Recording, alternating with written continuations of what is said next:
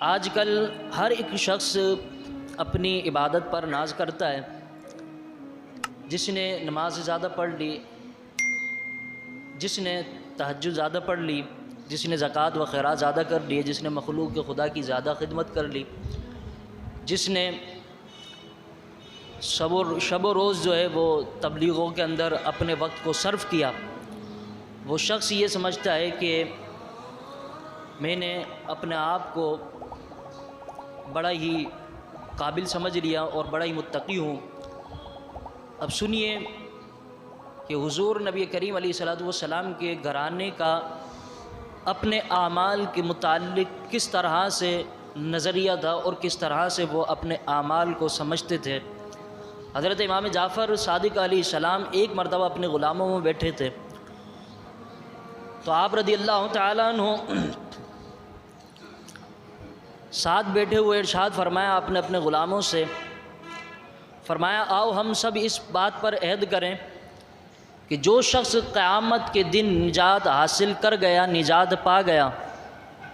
वो शख्स हमारी सिफारिश करेगा। इमाम जाफ़र सादिक़ अलैहिस्सलाम ये अल्लाह के महबूब के घराने के फ़र्द हैं और नवासे रसूल हैं, और उन्होंने अपने ग़ुलामों से कहा कि आओ हम इस बात पर अहद करें कि जो शख्स क़यामत के दिन निजात हासिल कर गया, पार लग गया अल्लाह की बारगाह से, वो अल्लाह की बारगाह के अंदर अर्ज़ करेगा, या रब्बल आलमीन, जिस तरह से तूने मुझे निजात दी है, मेरे हम मकतब साथियों को भी निजात दे दे। इस तरह से सिफारिश करेगा। हज़रत इमाम जाफ़र सादिक़ अलैहिस्सलाम ने फरमाया कि आओ हम सब इस बात पर अहद करें कि जो शख्स निजात पा जाए वो हम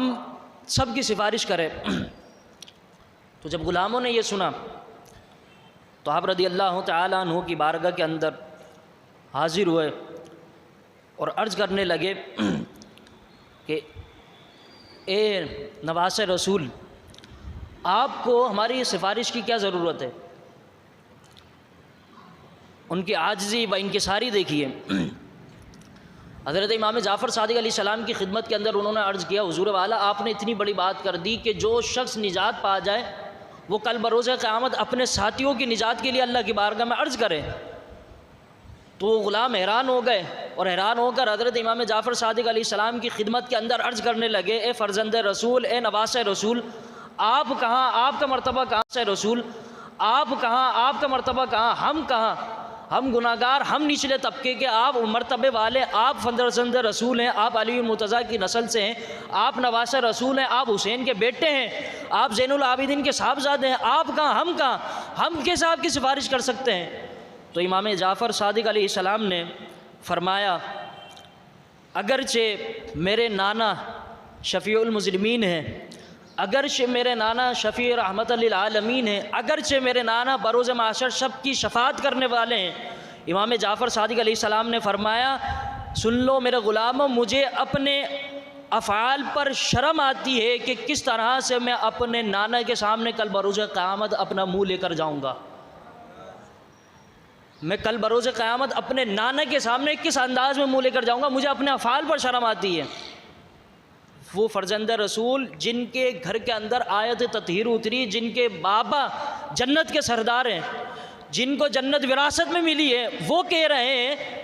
कि मुझे अपने अफ़आल पर, यानी मैंने जो दुनिया के अंदर नेक काम किए, मुझे उन पर शर्म आती है कि ना जाने मेरे अफ़आल के अंदर कोई कमी तो नहीं रह गई हो कि वो अफ़आल, वो नेकियां रब ताला मेरे मुँह पर मार दे और मैं बरोज़ क़यामत मेरे नाना के पास जाऊँ और नाना से कहूँ, नाना मैंने ज़िंदगी के अंदर बड़ी इबादतें की हैं, और मेरे नाना कहते हैं कि सादिक तूने ज़िंदगी के अंदर कौन सी इबादत की, ऐसा कोई तेरा कारनामा अंजाम नहीं नज़र आ रहा। हज़रत इमाम जाफ़र सादिक़ अलैहिस्सलाम अर्ज़ करते हैं, फरमाते हैं कि मुझे अपने अफ़आल पर शर्म आती है और मैं डरता हूँ कि कल बरोज़ क़यामत जब मेरे नाना मेरे सामने आएंगे तो ए जाफ़र, तू किस तरह से अपने नाना के सामने अपना मुँह लेकर जाएगा। आज मैं और आप, हम सब छोटी बूटी टूटी फूटी इबादत कर लेते हैं, और जो शख्स इबादत नहीं करता उसको हकीर समझ लेते हैं कि नहीं जी हम ही मुत्तकी हैं, नहीं जी हम ही परहेज़गार हैं, नहीं जी हम ही दीन चलाने वाले हैं, नहीं जी हमसे ही दीन चल रहा है, हमसे बड़ा कोई मुत्तकी नहीं, हमसे बड़ा कोई दीन फैलाने वाला नहीं है, हमसे बड़ा कोई दुनिया के अंदर दीन आम करने वाला नहीं है, हमसे बड़ा कोई तबलीग करने वाला नहीं है।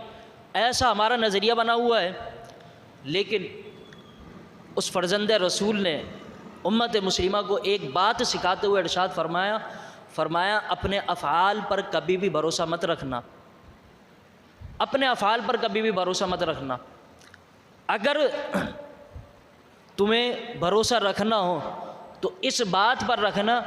कि रब तआला ने कुरान के अंदर जगह जगह इरशाद फरमाया इन्नल्लाह गफूरुर रहीम इन्नल्लाह तव्वाबुर रहीम, वो बख्शने वाला भी है और वो तौबा कबूल करने वाला भी है। इस बात पर तुम ज़िंदगी गुजारो, अपने अफ़आल पर कभी